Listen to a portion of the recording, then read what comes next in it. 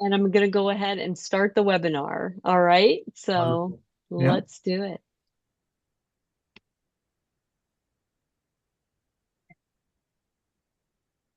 Hello, everyone. Welcome to our webinar. We're going to get started here in just a moment. I know that we have a few others that will be joining us in just a moment, but I want to take a quick moment to say that this is a Zoom webinar. So only the panelists will show on your screen. If you have a question, ask at any time. Add it into the Q&A, and we will get to that towards the end of our presentation. We're also going to be recording this and putting it up on YouTube so that if anybody registered but couldn't join, they got pulled into a meeting, no worries. We're going to make sure that everybody has a chance to see this. And the final announcement that I'll make is that at the end of this presentation, I will put up a slide with a QR code where you can scan it and go to a little Google form and earn a certificate for completing this webinar. And the reason we have that available is because you can earn points towards the National School Boards Association Magna Awards by attending this webinar. So we'll make sure that that opportunity is available to everyone. I'm so thrilled to be able to welcome our panelists today. We have a great webinar for you all. This is about the impact that indoor air quality can have on the indoor air quality of a school district. And LA Unified has been doing some work around this, and I'm so pleased to have three panelists with us. We're going to start with Christos Chrysalou. He is the Chief Eco-Sustainability Officer for LA Unified. After him, we'll go to Carlos Torres. He works in the Environmental Health and Safety Department. And we also have Dr. Barrelson with us. He is with the University of Southern California. Go Trojans. And he will be talking about a research project, a collaboration that LA Unified has with USC. So, Christos, I'm going to leave it to you to kick us off. Thanks so much. Well, Bill, thank you for having us. It's a pleasure to be here.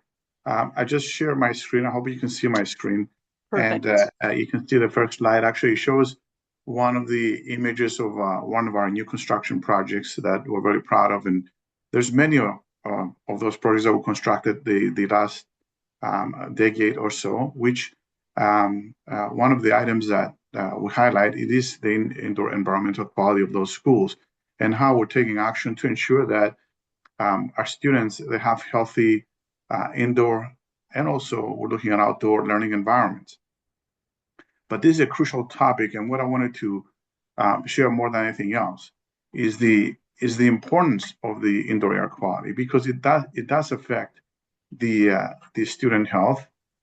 We have kids that their lungs are still developing at early ages, and certainly it does support their cognitive functions and their academic performance, specifically their attendance. Because what happens, when our children get sick and can't come to school, they lose a lot of the crucial days from being in the classroom.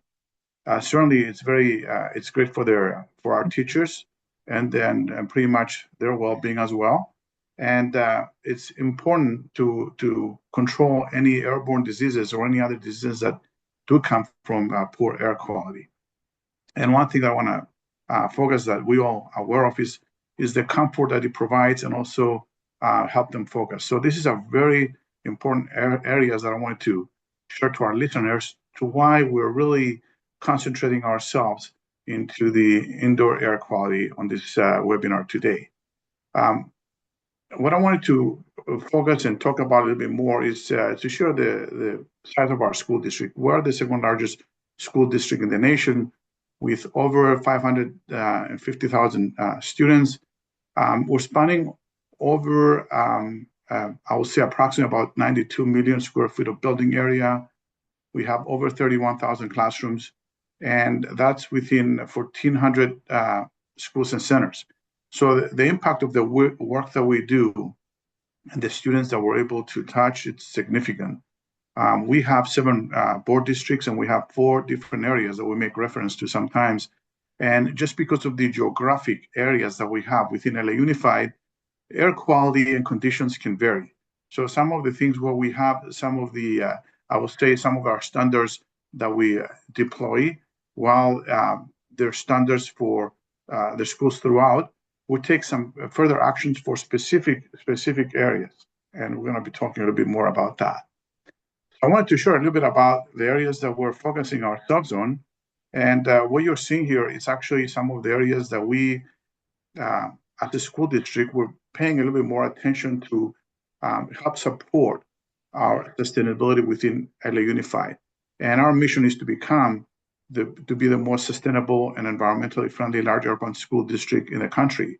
And within that vision, we set up certain goals and objectives. Like, for example, some of the goals, it is to continue to develop schools that are sustainable schools. So we adopted CHIPS, the Collaborated High Performance Schools, back in 2003, and we ensure that all of our schools they do high performance features, and something that I'll be expanding a little more. But then within that, we set up some goals and objectives, like the 100% clean energy goal resolution that passed in 2019, to be able to help support us that by 2030 we pretty much we have all clean electricity in our schools, and by 2040 clean energy, our climate literacy to ensure that our students understand the impacts of the environment and get their support to be able to reach our goals, to green our schools. And we have a goal by 2035 to have 30% of greening on all of our schools. To reduce our emissions, that's something that we're working with the Department of Energy to reduce our emissions by 50% by 2030. And then some of the goals that we achieved already, and we continue with these other goals, is to ensure that we had a 20% energy and water reduction by 2024. Now we're working on what we call the LAUSD Comprehensive Eco-Sustainability Plan. And that plan itself is going to help us develop policies as it relates to indoor environmental quality, along with some of the grants that we're applying for. We're also working on the local hazard mitigation plan and working with the Office of Environmental Health and Safety, and it's something that we'll continue to do to help us support the work that we do. Now, when it comes to the indoor environmental quality, I think it's important to share some of the work throughout, just on a high overview. I mentioned about CHIPS and the importance of the high performance schools, that we're trying to ensure that all of our schools, as we develop them, they do have the features that are required to be able to provide the healthy learning environment.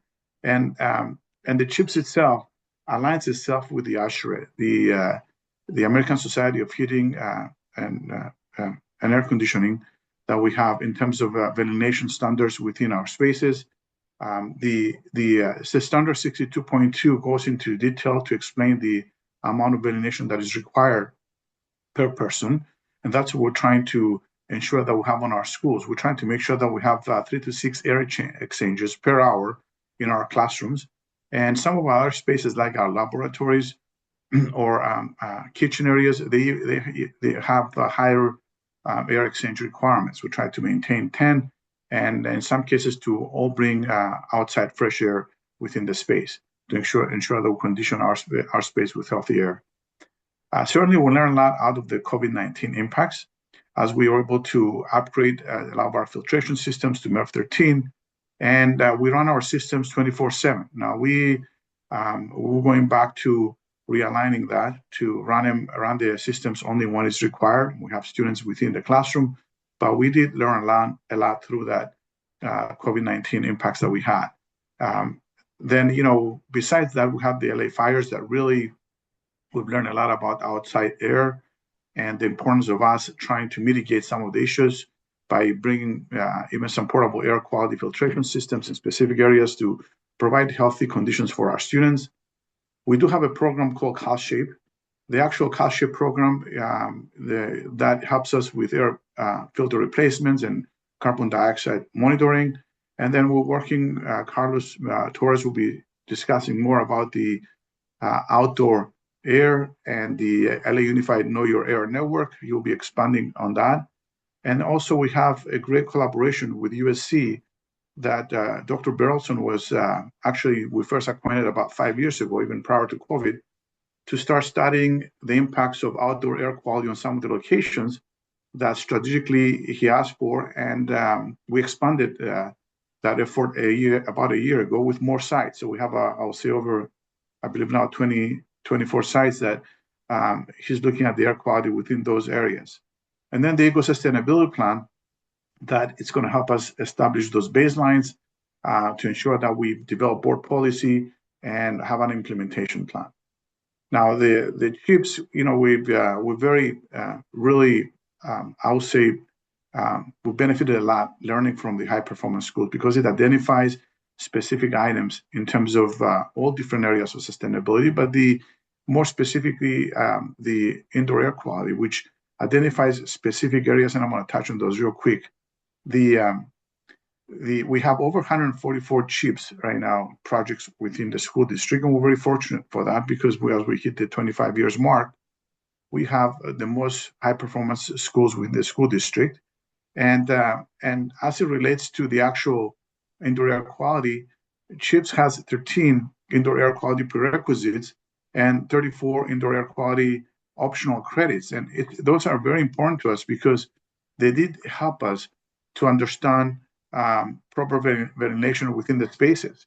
So those are the ones that are really helping us to understand better, bringing as much as we can fresh air within the classroom. They do help us understand the how we can control some of the chemicals and pollutants that we have within different types of finishes that we have within a space. They, some of the janitorial supplies that we have or that we have to deal with. So how do we manage that? So we've learning more about we learn more about moisture management, how we've tried to avoid to have any areas that are wet within specific spaces, how to minimize impact by installing carbon monoxide detectors in our labs and kitchens to make sure that we have fresh air.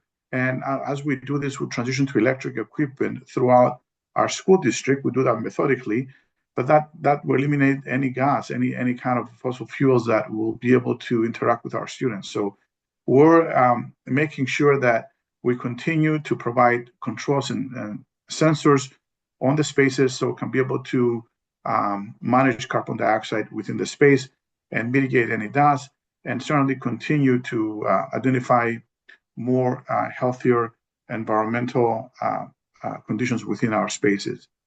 The Cost Shape program, that was a program we applied over 2 years ago, and it was very beneficial to us because we are in the midst of implementing this program. And I'll say it's important because it gave us the opportunity to look at 164 school sites that were serviced by the Southern California Edison area. And it helped us to assess our heating, air conditioning, and ventilation systems by helping us do some minor repairs on our systems to change and replace our filters to MERV 13 and install carbon dioxide monitors in those spaces. Now, we are in the process of implementing this program, and I'll say that there's a lot of opportunities for a lot of the listeners here as we go through the process to share with us solutions, because we're going to be putting a solicitation to identify carbon dioxide monitors that can help support a healthier classroom environment. I want to thank our listeners more than anything else today, because a lot of the listeners that we have here today, they're actually responded when we had our fires, and they really came in and proposed to us, share with us, even at no cost, in many cases, to the school district, to be able to use indoor air quality systems that helped clean the air within our spaces. So with that, Jill, I'm going to transfer it back to you and Carlos for the follow-up presentation, as it would be nice to hear what our Office of Environmental Health and Safety is doing as well. So thank you. Thank you so much, Christos. Carlos, you're up, sir. And Carlos is the Director of Environmental Health and Safety for LA Unified. And he has some great information for us. You know what? You are muted, Carlos. I just want to. It's been a little bit removed from our COVID time, so I'm out of practice. So thank you. I appreciate having the opportunity to talk with you regarding this subject. It's really important. It's near and dear to my heart. So I'll get underway. I want to first talk about, excuse me. All right, here we go. So let me start off this way. Once upon a time, there was a small hamlet in Southern California named Los Angeles. And in that small hamlet, we had a severe smog problem. I grew up in Southern California in the LA area, and remember the days where we had smog alerts quite frequently, and going outside to play also equated with having chest pains the rest of the day. And things have gotten quite better since then. However, we do have other air pollution episodes that really have a direct effect not only on the outdoor air quality, but of course on the indoor air quality, because what's outdoor is also indoor and sometimes concentrated. So that being said, one example was we've dealt with many wildfires over the years, and I remember specifically in October of 2019, the first of the most recent Palisades fires occurred, and this was a kind of an overnight event. A lot of wildfire events just kind of pop up, and then they're taken care of, and it's not a big deal. I remember getting a call in the middle of the night from my boss at the time, and he said our superintendent at the time, it's a different superintendent. He was very interested first of all, I didn't even know that there was a fire because I was asleep. We are allowed to have rest breaks in the middle of the night. So I was asleep. I get this call, and my boss at the time was saying, "Look, the superintendent wants to know. First of all, there's a fire going on. Second of all, we want to know how it's impacting a couple of our schools." Um, and I sat there a little bit dumbfounded. I was trying to work through the drowsiness of how do I answer this question? I really don't have a great way of knowing what's going on in a hyperlocal environment, of knowing what type of smoke impacts, or let alone PM10 or 2.5. I don't know. And the only way to know is really to get in the car and get out there, which wastes a lot of time, because even in the middle of the night, getting anywhere in Southern California, in Los Angeles, is not necessarily the easiest thing. And so one of the things they told me, as as a way to kind of, I don't think they saw this as a way to fix the problem, but in an organization such as ours, sometimes we're asked to go do certain things. And one of the things that at the time I didn't see as, I just saw it as something that was like, okay, this is just another thing I have to put on my plate, which was attend the California Clean Air Day committees, this is an annual event, great event, project of the Coalition for Clean Air, who are our partners. Um, and essentially, it's just meeting with people. And as all of us know, we can only be on so many committees and subcommittees and such. And sometimes they're really fruitful, and then sometimes they're not. So I wasn't holding my breath, so to speak. And but I started going to these meetings, started discussing how air quality impacts schools directly. And I was able to get in front of people that I otherwise wouldn't have. And there was a private foundation who are also associated with Wells Fargo. They heard my pleas, and they said, look, we'd like to be in this business. We'd like to maybe help. And so they actually donated some seed money to do a pilot. Um, and actually it came out of during the COVID times. The money was supposed to go somewhere else, and because things had been stalled, they came back to me and said, "Hey, look, we'd like to maybe do something with this money." And right now everything else is stalled because of COVID, and so I'm like, I can make it work. I'll make it work no matter what. And so what we did was we had to try to figure out what type of air quality sensing equipment we would use. The district, LA Unified, is we're very sensitive about data. And in fact, you may recall a few years ago, we had a data breach where it was taken over. We're hacked, and that's a big deal. And so anytime we introduce new equipment to the schools, everyone thinks it's just as easy as, okay, just log on to the Wi-Fi. Well, that's usually a no-go. So I had to find a solution that not only was vetted through the Air Quality Management District in terms of what it could do, but then also that would satisfy the requirements of our IT department. That's really important for us. So they want to make sure we have secure method. And I found Clarity's, their Node S device seemed to be what we needed. It was solar powered, didn't have to worry about powering it up. That's a lot of, to get an electrician out there to power something up, that costs money. And then that it didn't need Wi-Fi because it was cellular based. That was also a big win for us. And the model that they have it's like a subscription model, and such that if something goes wrong, they'll try to fix it, but most likely they just send us a new monitor, which that happens. Sometimes they after a while they can go bad and everything. So that's what we did, and we did it for about 20 schools. I think it was 21, 22 schools throughout the district. That's kind of our imprint of our boundaries, and we had it all over, and it worked. We were able to show that, hey, look, if we had more of these, we can really have a good sense of what's going on in terms of these low cost air quality sensors. And the thing about it is there's other data that's out there, but we wanted to have something that was a little bit more homegrown, a little bit more specific to our schools. And such, we decided, in order to do that, needed money. So every year, as part of our budgeting process, we come up with a wish list of things that we would need, and this was on my list. I have a bunch of other things that I could use, right? Typically, I'll be frank, we don't get most of our asks, and so when the Board of Education let us know that they approved my request, we were obviously really, really happy. And so the LA Unified Know Your Air Network was born.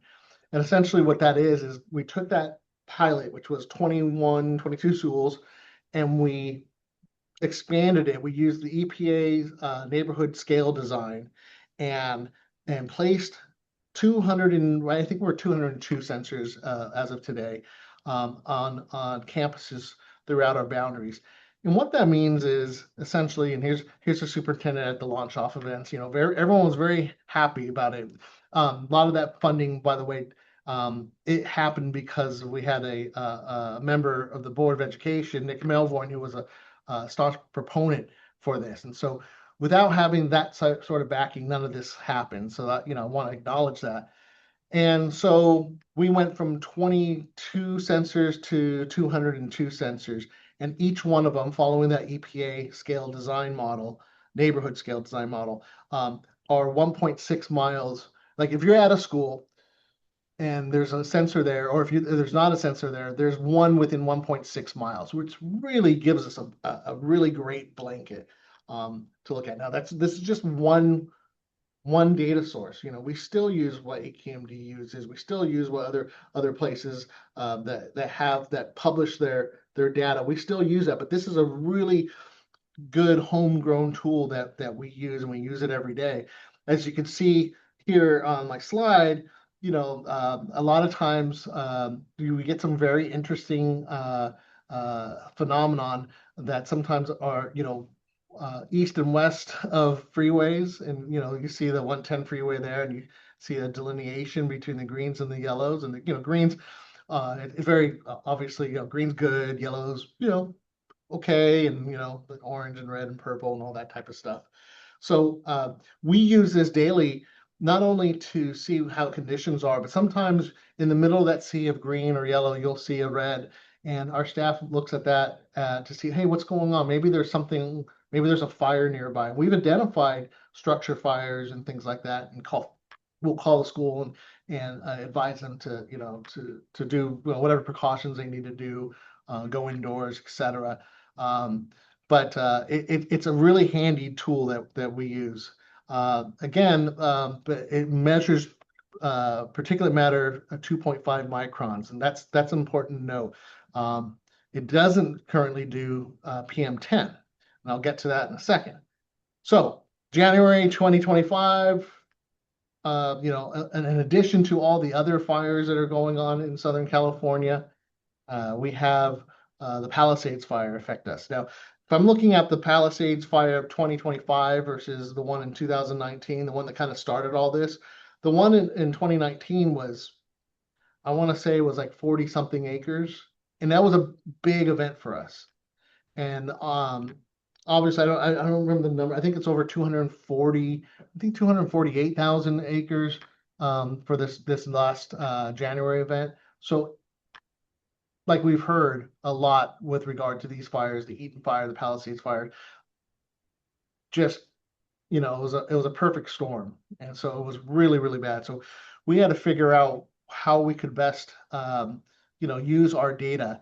And one thing that came out of the super fire event, was the fact that certain PM 2.5 monitors were being overwhelmed.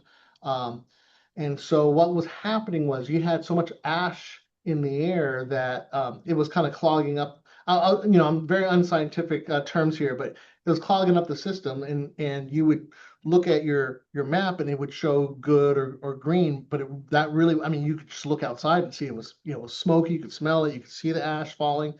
And so we knew, we couldn't necessarily rely entirely on our system. So we had to use other systems that like AQMD's monitors and others that had PM10. But even PM10 would get overwhelmed as well when you have that much ash and soot in the air. So that was something that left us with a big question, which was, how do we improve what we already have? We're very proud of what we have. There's some naysayers out there that say, "Oh, well, you guys didn't have the right system." Well, our system was built at the time with what was available, and we also know what the limitations of them of systems are. So to me, that's an important point. Is always to say you got to take a look at the data and know what the limitations of the data is. You can't make it be everything for you if that's the way it's not set up for. Correct? So we have a new pilot underway that kind of that's that makes our existing system better. That will help. We hope to. We're in the middle of doing that now. It's going to have new sensing hardware, some improved data visualizations, and enhanced notification systems. And so if you kind of look at this is the concentration.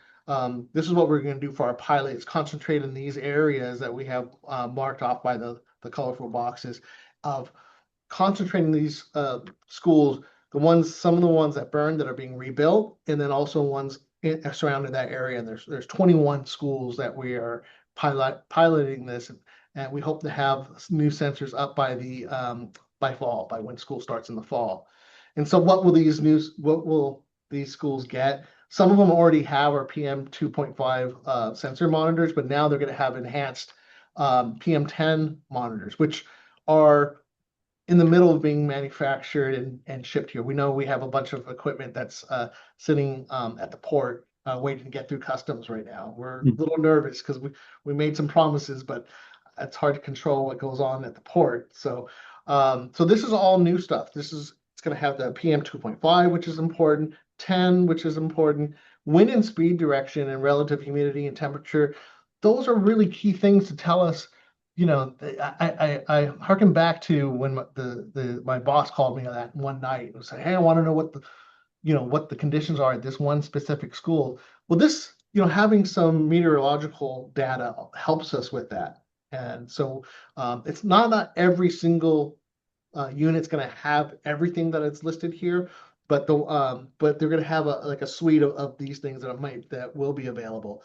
And then we also included nitrogen dioxide, which is not the way it's being measured isn't going to be like a direct wildfire.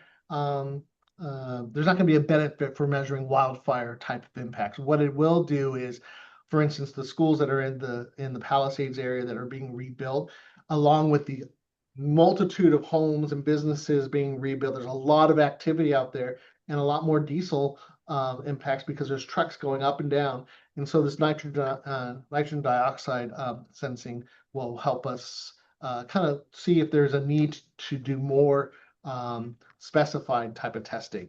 So with that, and I mentioned about data visualization and communication. Essentially what we're doing is just making sure that all this data, even in the pilot, is going to be available online. All this, our network is available on our website, and it's not just something that we use or Christos uses in the school district. It's parents, teachers, community can use it. It's always totally available for them.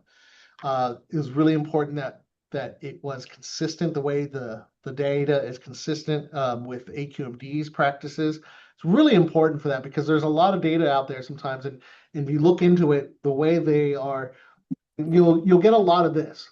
Hey, we're measuring PM 10. Well, they're actually not. They're just using a logarithm. They're following like there's a PM 2.5 monitor, and they're using some sort of logarithm, which I'm not saying is necessarily bad, but you have to understand that it's not exactly the same thing as a PM 10 sensor, right? And that's what we're putting in here. And then we're, make things easier for our teachers, our parents, our community, widgets for the phone that's being developed, as well as text message notifications for basically my staff and other district staff, so that we're aware of when big events are birthed, if you will. And then the last thing that we're doing in this pilot is, we're going to work collaboratively on a dust protocol, and develop that, because it's really important that we use science to inform our decisions. I've learned one thing from the fires, in that there is a lot of emotional aspect to it. People are fearful, they are concerned. I mean, we're talking about people's kids, right? And it's really important that they understand that we're doing everything we can to protect them. I want it to come from a science base, but then I also have to step back and go, okay, well, let's deal with the social emotional aspect of that as well. But without the science, you can't get there, And so, and that also means that we're going to bone up on our data interpretation, or have workshop for our staff, so that when we're making these decisions, we're doing it in the right way. We're using that data correctly. It's really important for us. And so right now, if you look at our website, this is what you see. You can select any school. This was as of, I think I pulled this one this morning. And so it's a sea of yellow. It's moderate air quality, again, for 2.5. When we start the pilot and start doing that, when we start putting the new PM10 monitors, there'll be that data there as well. It's not available yet because they haven't been installed as of yet. And then one of the last things I wanted to share with you, this is our website. We don't just look at the network and say, okay, this is just people. If you want to know what the air quality is, click on the network.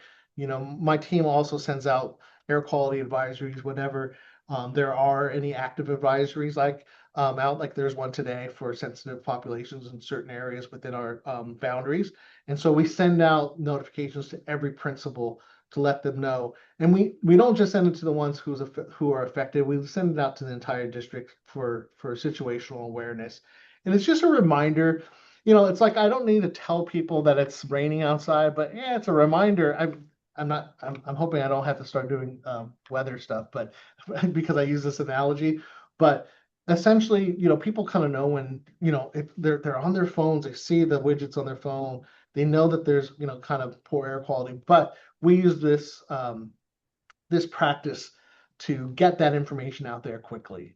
And we blanket it, so you can go to our website, you'll get an email, you'll get, all this type of all these resources advising what to do to protect students and staff when the air quality is poor. So let's see. And then as I was coming up with this presentation, I thought, well, I got to come up with some shocking conclusions. They're really not shocking. Outdoor air quality affects indoor air quality. So when we have poor events, it's going to speak to what's going on in the classroom. And sometimes, we have to remind ourselves, like Christos was talking about, we have so many great HVAC initiatives where we have not just regular MERV 8 or even MERV 10 filters. All of our schools have at least MERV 13. That's been that way since COVID, and we've kept it that way. And then we have a lot of schools that even have MERV 16, and those are usually based on programs that we've worked on with the AQMD. And when they have funding, we get as many of those enhanced filtration as possible. And ultimately, if there's an air quality incident at a school or in a neighborhood, we at least know that our infrastructure at the school is going to protect them. It's going to be protect them way more than it would at a normal HVAC system for a home. So if they have to be there, being in our schools, in our buildings that are protected, much better than just saying, okay, we're just going to close school, which sometimes has to happen because of, proximity to fire. We're not going to put people in that type of danger, obviously. So our understanding of both things, both aspects, really that speaks to our protection of students. So I appreciate it. Thank you. Thank you so much, Carlos. That was tremendous. And now we're going to shift over to Dr. Barrelson from University of Southern California. Very good. I'm about to share my slides, set this up. Um, is that a good view for you? It looks great. There we go. Okay, thanks so much for having me here. I'm very happy to join this team. Also, we're all interested in the same thing, understanding air quality in LA and what impact it has on our schools and school children. I'm talking about these, what we call low-cost sensors that have been distributed around LA. I'm going to show you some of the important results as I see that you'll understand what value they add to what's already being done, which is tremendous. A huge thanks to the USC Dornsife Public Exchange group that's been supporting me in this, and the group at Berkeley that I work with as well. And I'm a professor, as mentioned, at USC. Our low-cost sensors are shown in this picture, in this box, the size of about a toaster. It's got sensors for ozone, NOx, CO, and CO2 is the larger unit in the middle there. We also have particulate matter sensors. We have a computer that takes up the data, and we also are always recording temperature and humidity. It's very important for the way these sensors work. The data is sent through the school's wireless internet to Berkeley, where it is logged on a computer, and it's available publicly in almost real time. You can go to this website and see the results for the schools where we're located. We get these sensors and packaged in these boxes. We're really concerned about calibration. We hang them on the rooftop. In this case, my laboratory rooftop with all the sensors sitting on top. And then we take them out and put them in various schools around LA. Here we have one or two people going out onto rooftops and climbing ladders to put these things up around the city, with tremendous support from LAUSD to do this. So all the named schools here are virtually, they're all LAUSD schools where we have our sensors up and working. There's a couple more still to get deployed, but we plan to do that in the very near future. It's 20 odd sensors along this stretch in LA, running in what you can see is a fairly clearly east-west direction. It's not by accident. The wind direction in LA is predominantly from the west, as that wind rose diagram shows you. We're really seeing air that's been over the ocean come into LA and move across LA, predominantly from the west to the east. So these sensors are really set up to capture that change as that air moves across the city. This array of sensors I call the carbon census. That's kind of the name that we've given them. For example, there's two elementary schools. Murchison is located more on the east side of LA. 3rd Street Elementary is located adjacent to a more affluent part of LA called Hancock Park. 3rd Street is a much greener area. Murchison, as you can see, is closer to a freeway and very much sort of embedded within this web of LA freeways that all sort of intersect around downtown. So the immediate assumption of air quality is that, oh my gosh, Murchison is going to be terrible and 3rd Street is going to be much better.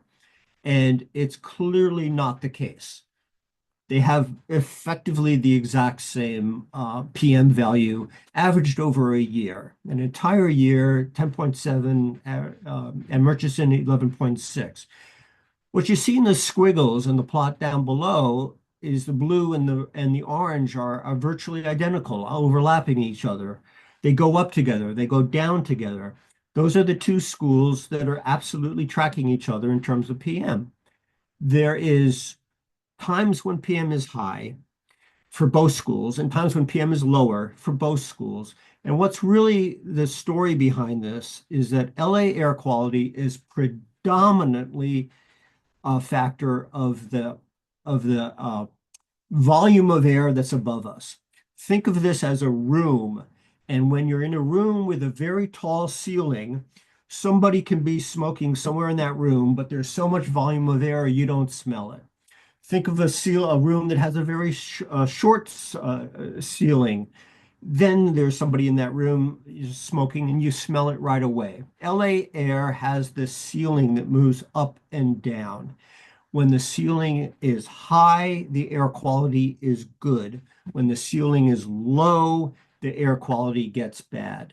So all of these squiggles up and down and up and down are controlled by the movement of the air ceiling. We call this the boundary layer, moving up and down and up and down. Another analysis of these two elementary schools, just for an example, for PM, averaged over a whole year, but taking each hour and making an average for the different time of day, we see that, and this is true for virtually, most of the time, virtually everywhere in LA, air quality is less good in the early morning hours and better in the afternoon. You see that on these, for both of these schools. You see this because in the early morning hours is when the ceiling, so to speak, the air ceiling, the boundary layer has dropped down, making the ceiling in the room short. And then during the day, the ceiling expands, and by the late afternoon, we have the largest volume of air in this boundary layer, and that makes air quality better. So that's what's controlling the general shape of PM throughout the city, really. And you see it very clearly at these two schools. The other thing to note is that at schools, kids go outside and recreate. And if they're on recess in the morning, they're breathing air that has twice as much PM as they would be if they were on recess in the afternoon. And it's not really intuitive. I would rather exercise in the morning. It's cooler in LA.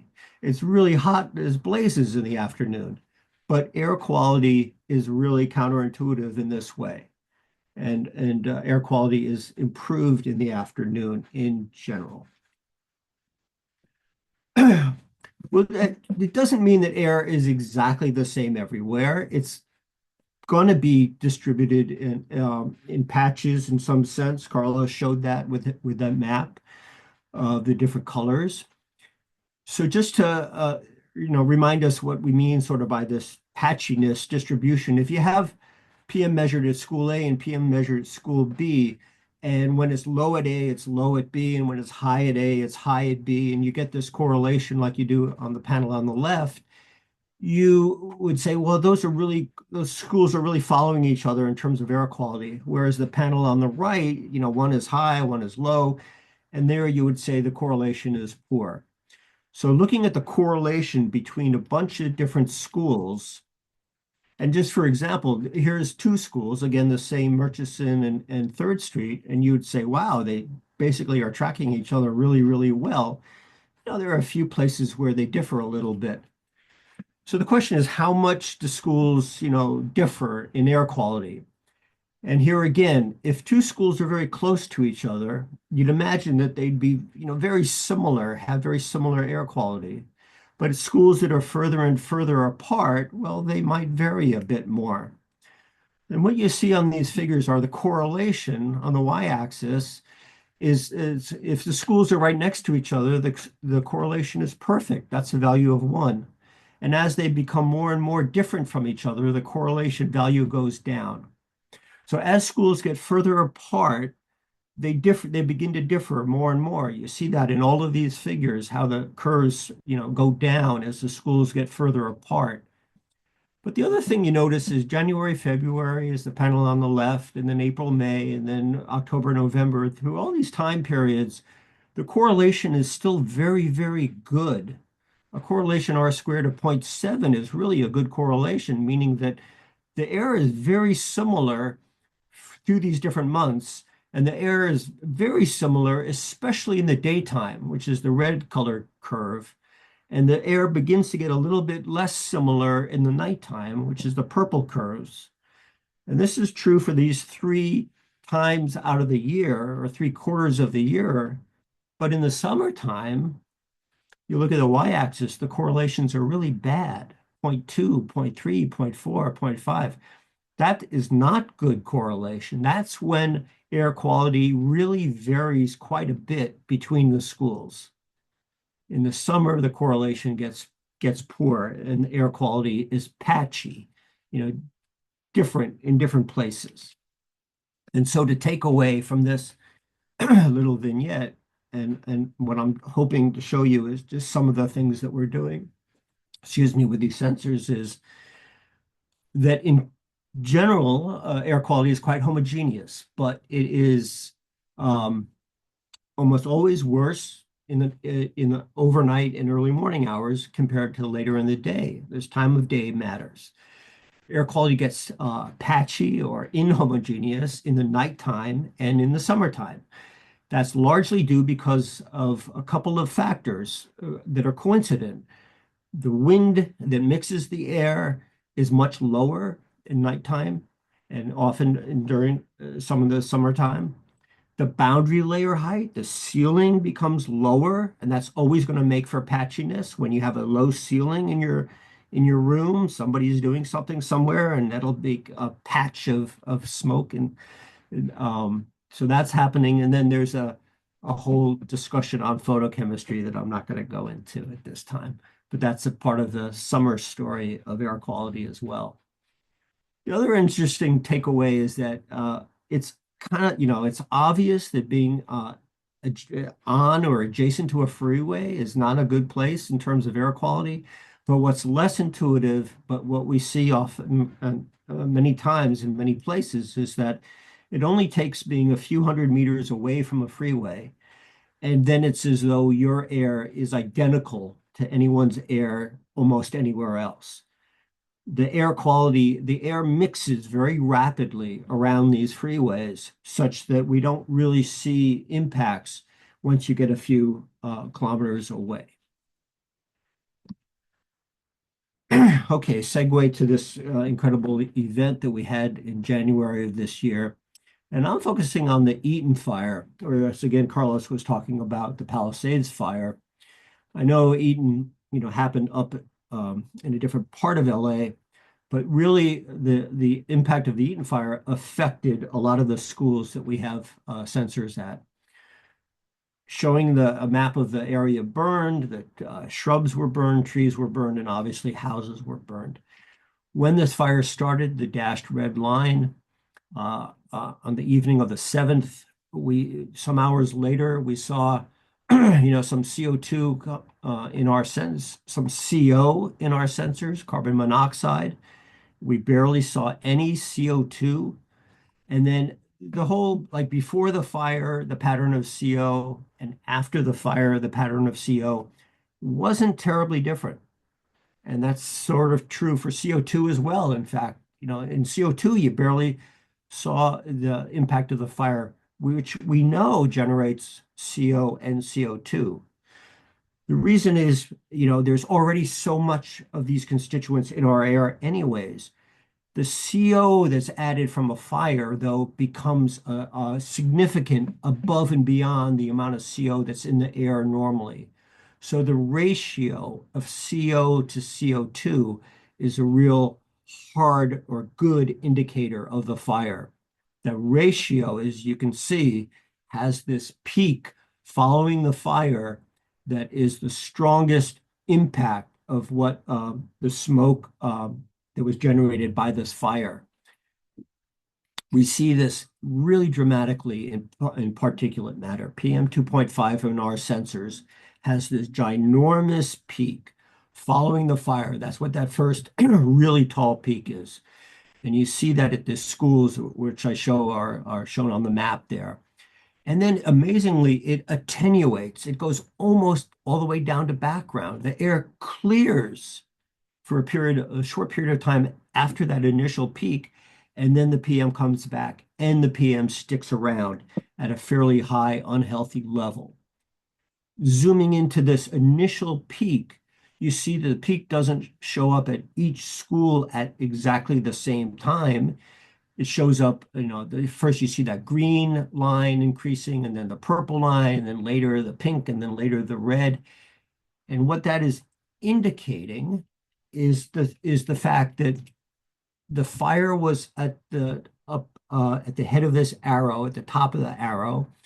The wind was taking that fire product in the direction of the arrow. It was heading basically south, which is not directly in line with the schools that we have sensors at that spread out to the west. But the plume of smoke was spreading like a fan. And as it spread, in what is fairly, predictable, really, is that we can see it encroach upon the schools that are furthest to the east first at 12 and 1 a.m., 2 a.m., 4 a.m., 5 a.m., 6 a.m. was by the time that plume made it out to the schools on the west side. So we really were tracking the initial plume of this event with our sensors at the schools. Just one more vignette, and this is now taking sort of a more holistic view of having this array of sensors sort of compressed into a fairly small area. Here's, the sensors basically in downtown LA, and here we're asking, as the air is moving across this region, can we do a little bit of mathematics and determine what fossil fuel CO2 and carbon monoxide generated by combustion engines, what is the emission rate of those compounds in this area? And so thankfully we teach calculus in high school, and we can tell our students that, you can solve a fairly simple equation that is basically modeling, the air is moving, the blue arrows is the air moving. The ceiling is moving, that's the boundary layer moving up and down, that's the red arrow. And then there's this emission from cars, if you will, that's producing CO and CO2. And we solve this equation and we get the emission of CO2. The red line is how much CO2 we know was emitted from cars and other industries in LA. That's the red line. But when we measure how much CO2 was emitted, we get the blue line. In other words, we predict the red line, but we measure the blue line. And the blue line is much less emission than the red line. So how can that be? It can be because CO2 might be emitted, but it could be taken up by plants and vegetation. And that's exactly what we see happening. During the daytime, the blue line is less than the red line. And that's because vegetation in LA, in that area of that box, is taking CO2 out of the air.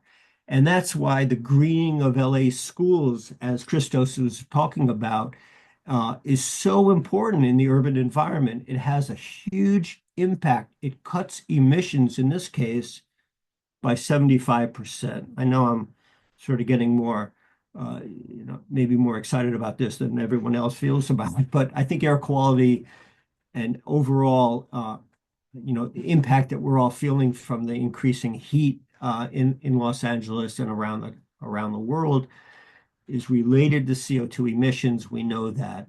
And here we can demonstrate something that is really having an effect on CO2 emissions. So just to wrap up with a thank you to LAUSD, a huge thank you to the group of students and colleagues that I work with.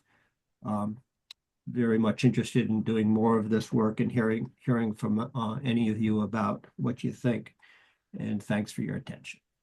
Thank you so much, Dr. Barrelson. We've got a couple of questions. I'm also going to share a slide just real quick here. I want to make sure that everybody gets a chance if you are interested in earning some points towards the NSBA Magna Awards, that you get a chance to do that. So let me put that slide up real quick. That's the QR code for the make sure I've got this in the right presentation mode. Um, but while we're looking at this, I want to make sure that you guys get a chance to get your questions answered. So I'm going to hang on a second, go back. I'm sorry about that, guys.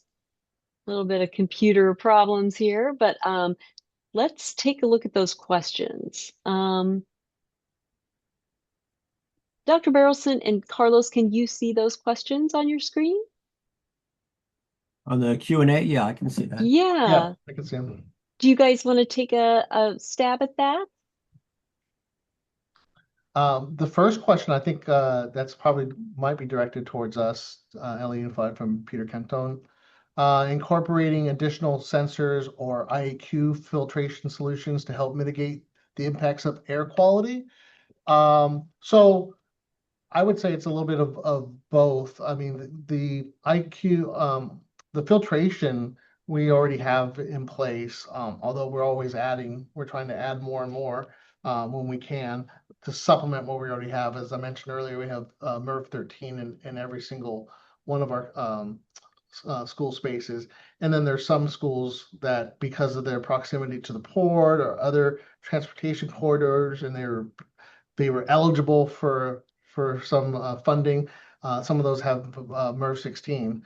And then, of course, what I was talking about, our Know Your Air network, is really simply, it's not concentrated in any one particular area, except for some of the pilot that we're doing now. But in general, our Know Your Air network is throughout the whole district, from Sylmar down to the port. From West Hills to, and I realize this doesn't mean much unless you're in the LA area, but it's a big area. Um, so yeah, so it's a little bit of both, and one informs the other sometimes, certainly. Yeah, I can take on Dave's question briefly. It's really interesting that we do look at what the airport is producing in terms of at least in terms of CO2 and CO. The airport is one, two, three, four, five, six is seventh in the list of things that are producing CO2 and CO in the LA air basin. Most important are on the roads, the cars. Industrial production is number two. There's commercial production, there's residential production, there's electricity production. So the airport is not a huge player in terms of the general fossil fuel pollutant emission. Owever, it doesn't mean that it doesn't still play a role. There's a question of nitrous oxide gases produced by around airports, which could be rather important. So I think there's still a lingering question about the overall role of airports versus freeways. Thank you so much for answering those questions for us, gentlemen. I put a note in the chat that if you want to register for next month's webinar, we're going to be joined by Boston Public Schools. They have a world-renowned indoor air quality monitoring program that they're going to explain. And so be sure to register for that. If you want more information and you don't want to miss a thing, because we're doing this every month, we're doing a lot of things to help schools with indoor air quality. You can sign up for the Go Green Initiative newsletter. Go to our website at gogreeninitiative.org, sign up for our newsletter, and you will never miss a thing. This again, sorry guys, I'm having a little bit of technical difficulty with my slideware, but here's your QR code to get points for the NSBA Magna Awards. I want to give a big thank you to the National School Boards Association. They are our partners in this endeavor to help school districts across the U.S. Address and properly manage indoor air quality, and we are so blessed to be their partner. Thank you all for joining us today. I hope we'll see you again next month at our webinar. Have a wonderful day, everyone.